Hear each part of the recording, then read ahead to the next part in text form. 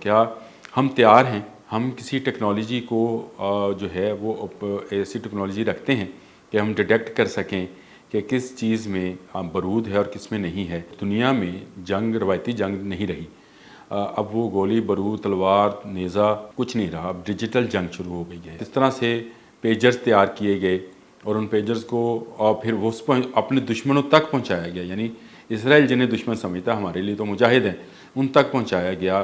2022 میں یہ کام شروع کیا گیا اور اب تو امریکن رپورٹ بھی آ گئی کہ اس میں جو ہے بہت سارے ایجنٹس جو تھے بہت عرصے سے کام کر رہے تھے اور ان ڈیوائسز کے اندر انہوں نے وہ پروگرام فٹ کر دیا جس سے ان کی بیٹریز جو ہیں وہ ہیٹ اپ ہوئیں گی، وہ ان کو ڈائریکشن دیں گے اور وہ پھٹ جائیں گی۔ آپ ذرا سوچیں، جو باہر سے فریج آتے ہیں، جو اوون آتے ہیں، جو ہیئر ڈرائر آتے ہیں، لیپ ٹاپس آتے ہیں، کمپیوٹرز آتے ہیں، گاڑیاں آتی ہیں، ان میں کتنا برود بھرا جا سکتا ہے، ان میں کیا کچھ آ سکتا ہے۔ دنیا بھر میں سافٹ ویئر انجینئرنگ جو ہے وہ اس قدر جدید ہو گئی ہے کہ وہ آپ کے موبائل کو نہ صرف ہیک کر سکتی ہے، اس میں کوئی نہ کوئی پروگرام ڈاؤن لوڈ کر سکتی ہے، پھر اس ڈاؤن لوڈنگ پروگرام کے ذریعے آپ کے موبائل کی بیٹری ہیٹ اپ کر سکتی ہے۔ 1947 سے جو ہمارا دشمن ہے بھارت، وہ آج سافٹ ویئر انجینئرنگ میں دنیا بھر میں اپنا نام رکھتا ہے اور اس کو پوری حمایت حاصل ہے اس ملک کی جس کو اسرائیل بولا جاتا ہے، جہاں کے سائنٹسٹ، جہاں کے لوگ جو ہیں اس وقت دنیا کے اوپر اکانومی کے اوپر چھائے ہوئے ہیں، وہ ان کو اس کی حمایت حاصل ہے۔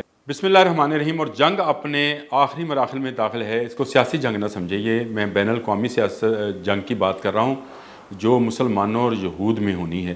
اس جنگ کا جو اب نتیجہ نکل رہا ہے وہ یہ جنگ روایتی جنگ سے نکل کر اب ڈیجیٹل اور اس وارفیئر میں چلی گئی ہے اور اس میں بہت زیادہ ہلاکتیں ہونی ہیں۔ آپ کو یاد دلانے کی ضرورت نہیں، لیکن ہمارے نبی اکرم صلی اللہ علیہ وآلہ وسلم ایک جنگ کا ذکر کر گئے، ملحمۃ العظمیٰ اس کو کہا جاتا ہے، اور ملحمہ آپ کو پتہ ہے کہ گوشت کو کہتے ہیں جس میں لوتھڑے اڑیں گے۔ جب یہ لیبنان میں پھٹے، پیجر پھٹے اور اس کے بعد واکی ٹاکیز اور جو باقی چیزیں جو ان کی وہ الیکٹرانک گیجٹ تھے وہ پھٹے، تو میرے ذہن میں اچانک چلا گیا کہ یہ کیا لوتھڑے تو نہیں اڑ رہے، اور اگر یہ ہے تو پھر ہمیں بھی تیار ہونا پڑے گا اور ہمیں بھی دیکھنا پڑے گا کہ جو باہر سے سامان آتا ہے الیکٹرانک کا کیا وہ سیف ہے۔ یہ ہے آج کا موضوع۔ آج کے میرے بولتے کالم کے ساتھ میں ہوں عامر رضا ہارون۔ میں اس موضوع پہ بات کرنا چاہتا ہوں کہ دنیا میں جنگ، روایتی جنگ نہیں رہی، اب وہ گولی بارود تلوار نیزہ کچھ نہیں رہا، اب ڈیجیٹل جنگ شروع ہو گئی ہے۔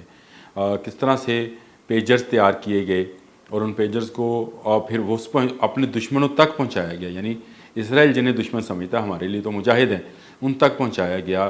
2022 میں یہ کام شروع کیا گیا اور اب تو امریکن رپورٹ بھی آ گئی کہ اس میں جو ہے بہت سارے ایجنٹس جو تھے بہت عرصے سے کام کر رہے تھے اور ان ڈیوائسز کے اندر انہوں نے وہ پروگرام فٹ کر دیا جس سے ان کی بیٹریز جو ہیں وہ ہیٹ اپ ہوئیں گی، وہ ان کو ڈائریکشن دیں گے اور وہ پھٹ جائیں گی۔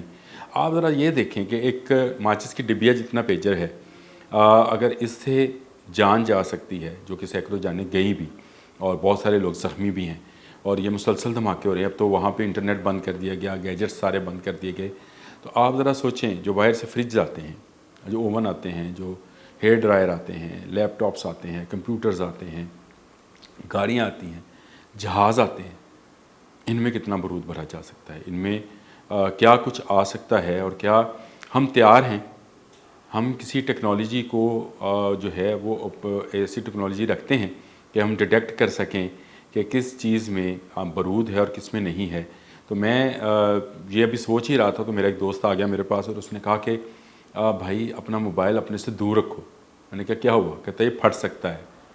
میں نے کہا پھٹ سکتا ہے؟ کہتے جی بالکل، دنیا بھر میں سافٹ ویئر انجینئرنگ جو ہے وہ اس قدر اوپر والے لیول پہ چلی گئی، یا اس کو کہیں کہ وہ اس قدر جدید ہو گئی ہے کہ وہ آپ کے موبائل کو نہ صرف ہیک کر سکتی ہے، اس میں کوئی نہ کوئی پروگرام ڈاؤن لوڈ کر سکتی ہے، پھر اس ڈاؤن لوڈنگ پروگرام کے ذریعے آپ کے موبائل کی بیٹری ہیٹ اپ کر سکتی ہے۔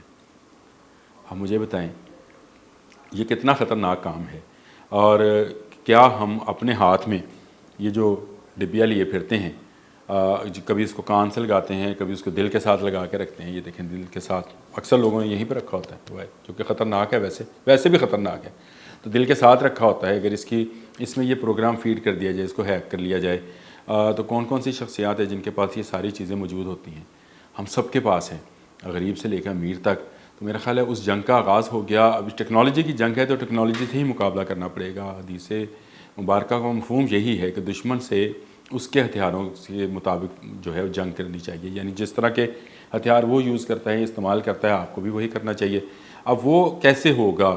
کیا پوری مسلم دنیا جو ہے وہ سافٹ ویئر انجینئرنگ میں کوئی کمال دکھا رہی ہے؟ اس وقت ہمارا ازلی دشمن 1947 سے جو ہمارا دشمن ہے بھارت، وہ آج سافٹ ویئر انجینئرنگ میں دنیا بھر میں اپنا نام رکھتا ہے اور اس کو پوری حمایت حاصل ہے اس ملک کی جس کو اسرائیل بولا جاتا ہے، جہاں کے سائنٹسٹ، جہاں کے لوگ جو ہیں اس وقت دنیا کے اوپر اکانومی کے اوپر چھائے ہوئے ہیں، وہ ان کو اس کی حمایت حاصل ہے. پوری سلیکن ویلی جو ہے حیدرآباد کے قریب وہ بنا چکے اور وہاں کے سافٹ ویئر انجینئرز دنیا بھر میں مائکروسافٹ تک پہنچ گئے. تو مجھے بتائیں اگر یہ ٹیکنالوجی آ گئی ہے اور یہ اگر اس طرح سے سافٹ ویئر بنا لیا گیا ہے، ایجاد کر لیا گیا ہے، تو ہم سب جو ہیں ایک خطرے میں ہیں اور اس خطرے سے نپٹنے کے لیے ضروری ہے کہ ہم بھی سافٹ ویئر انجینئرنگ میں اپنے ماڈلز بنائیں، اپنا موبائل بنائیں، اپنی گاڑیاں بنائیں، اپنے سافٹ ویئر ہاؤسز جو ہیں ان کو جو ہے ڈیولپ کریں.